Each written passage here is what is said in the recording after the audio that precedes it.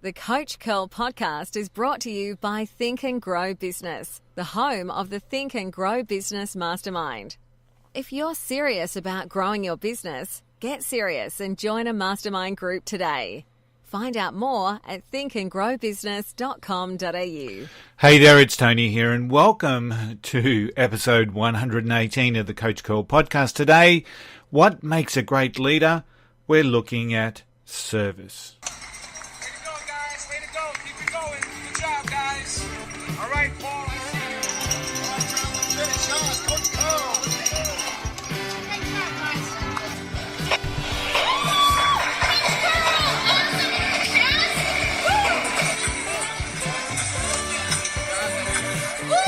Coach Curl, we love you!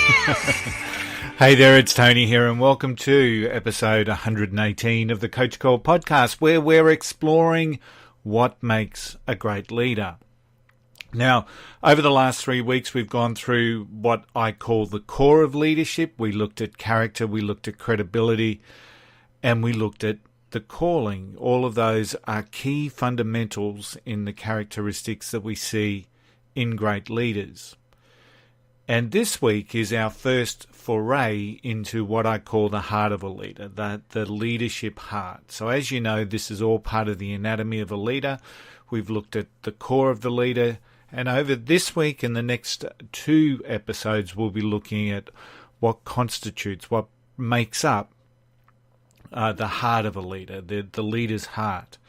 And I know that there have been many books written about the leader's heart. You know, there's a very famous one from John Maxwell, The Heart of a Leader. He's also written, he writes around servant leadership in a number of his books. So, but my take is slightly different. It's not necessarily just a derivative. Yes, I'm heavily influenced by the writing of John Maxwell, of course, but as a certified coach, but it's also constitutes, there's a little bit of structure in there that I provide, because sometimes we sort of misinterpret what service means from a leader. And a lot of leaders, a lot of those testosterone-based leaders that we see out there, those ones that are chasing the power as opposed to looking to serve, really see leaders that serve potentially as soft, potentially as subservient. And that's certainly not the case. It certainly shouldn't be seen as the case.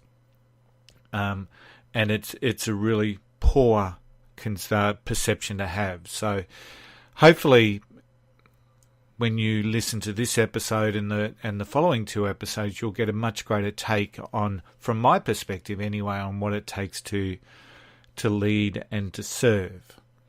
So obviously we're talking about the leader's heart, and the leader's heart can really be mirrored to what our actual heart does. And now our actual heart serves a pretty fundamental function for us as human beings. Without our heart, we're certainly not going to be alive. And the heart serves us in a number of ways, just as we serve when we lead in a number of ways. Now, the lungs themselves are responsible for, delivering the oxygen into our blood. So our lungs have a very vital part. The lungs provide the oxygen that gets delivered into our blood, but our blood is pumped to the heart, to the lungs, and to the remainder of our body through the machinations and the structure of the heart. So the lungs take the oxygen that we breathe and put it into our blood, and then our heart is responsible to circulate that blood through the lungs and the body, providing the body with the nutrients that it needs. And then, in another fascinating aspect, and when you think about this from a leadership perspective, it really does also create some fascination. We then send the deoxygenated blood back to the heart, where it starts the process all over again. So it's in this continual act of service, our heart is. Continual act. So the heart serves by adding value, which is the oxygen through the lungs, and then provides the value to the rest of the body. And then what it does, it helps clean and add some more value. So it refreshes the blood when it comes back. So when you're thinking about that from a leadership aspect, adding value, serving all parts of the body, and refreshing when people are spent, makes up a pretty cool proportion of what it takes to have a leader's heart. So the key here is about service. It really is. It really is about the service that we provide to our team. And the problem that we have is that many leaders just don't see it. Instead, we see leaders that are only interested in serving themselves, only interested in the glory and the power. And while, unfortunately, you may be led by one of those leaders, the title of this podcast is What Makes a Great Leader, not what makes a poor leader. So poor leaders focus on power and manipulation while great leaders serve. And it's really confronting at the moment because we're going through an election campaign here in Australia, and the point and the point of service is just missed by so many aspiring politicians. Yes, you hear the lip service that they're here to serve and that they're here to serve the Australian public. But the reality and what we see is that it is far different. And we've got a situation, and I suppose this is the situation that is also present right around the world, where people are asked to choose sides. You're either on my side or you're against us. So a dissenting voice on one side of politics is seen that you obviously must be a troll or a shrill for the other side of politics, when the reality is you're just asking a question. So it should never be a choice of choosing sides. It should never be a choice you're either with us or against us. That's just ridiculous. And the effectiveness of government is lacking because of this attitude of choosing and appealing to the side that you see that you represent. So we see politicians appealing to their respective heartlands. And within Australia, the Liberal Party, the Liberal National Party, is seen as business friendly. Labor is seen as worker and union friendly. The Greens are seen as environmental saviours and environmental friendly, while many of the minor parties just scramble for whatever niche that they can find to represent. But the reality is that by appealing to their respective heartland does nothing in my mind to influence those outside the heartland. So unless you're a hardcore supporter on whatever side of politics that you may be, it's very unlikely that incredibly unlikely that you will be influenced by a message that's appealing to the heartland on the other side. In fact, it's probably going to turn you away even stronger. But this is the reality that we face. We have politicians that are serving a side of the population instead of serving for the greater good. And when you think about some of the sayings that we have that have been around for years, like a rising tide floats all boats, the reality is that when a politician or a party decides that they've had enough and they're going to serve for everyone and stuff this whole concept of appealing to the heartland and get all their politicians trained to serve everyone.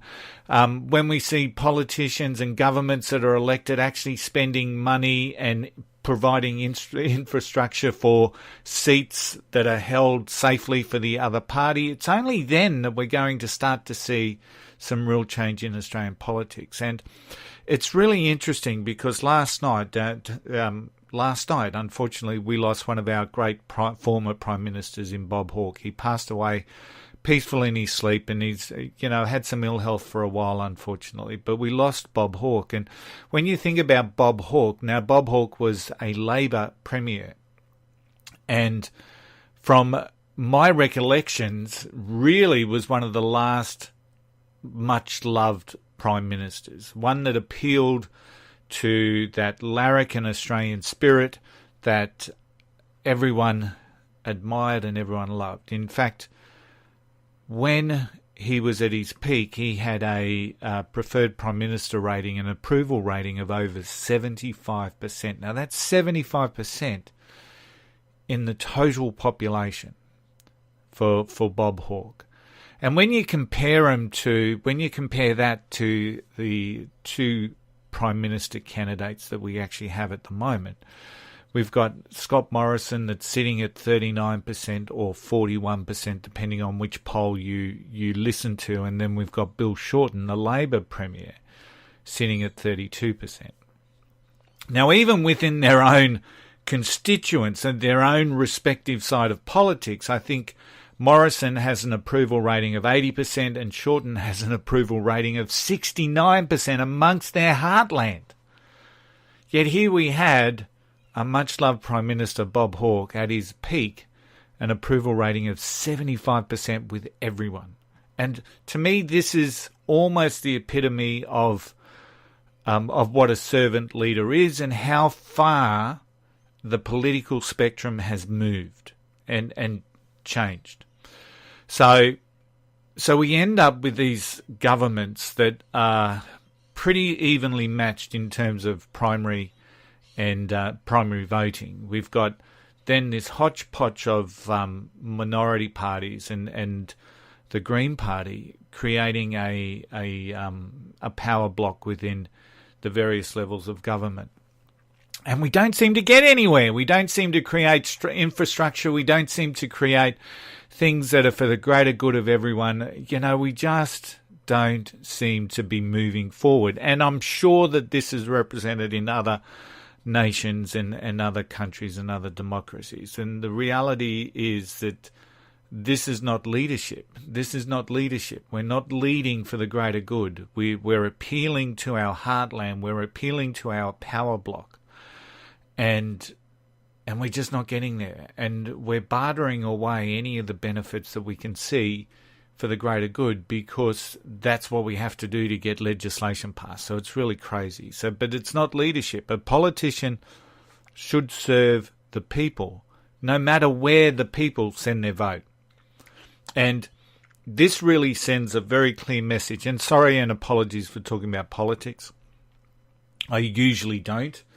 But I really, to me, it's a really clear indicator of what is, what I would see is actually poor leadership at the moment. So because we're just not getting it, it really does send out a clear message to what makes a great leader. Because unfortunately, we don't have any in Australian politics who are looking after everybody, who want to serve everybody, and don't just want to serve their respective heartland or their respective niche. Now, service is the key component to making a great leader. The servant heart is a key area. And just like the heart serves the body with oxygen and then cleans and refreshes it, a great leader serves their people, serves their company, and serves their clients.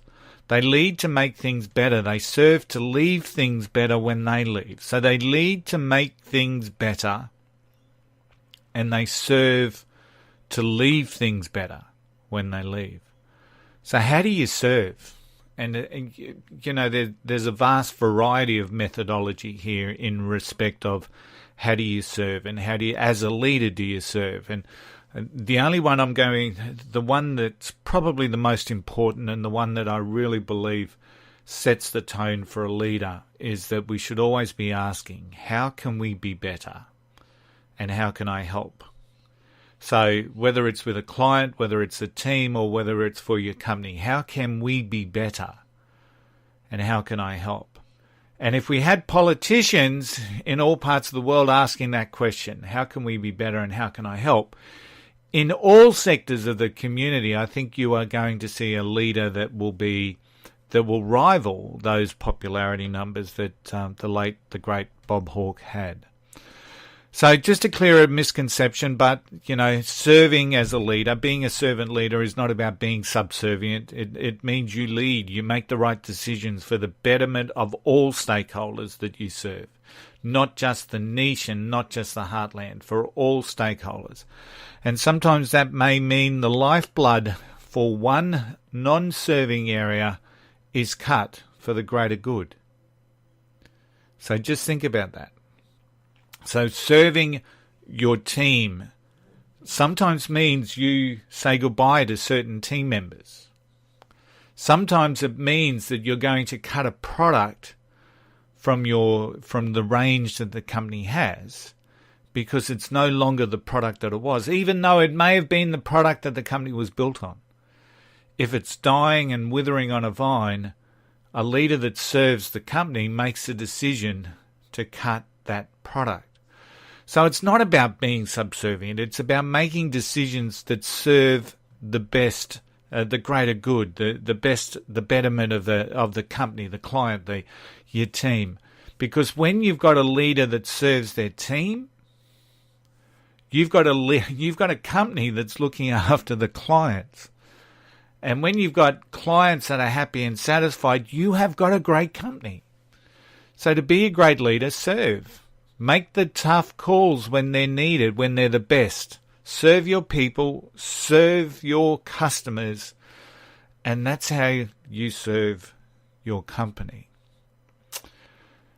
Service is an integral part of the heart of the leader, and next week we'll be sharing some other areas in relation to that. We'll be looking at the concept of support in relation to the heart of a leader.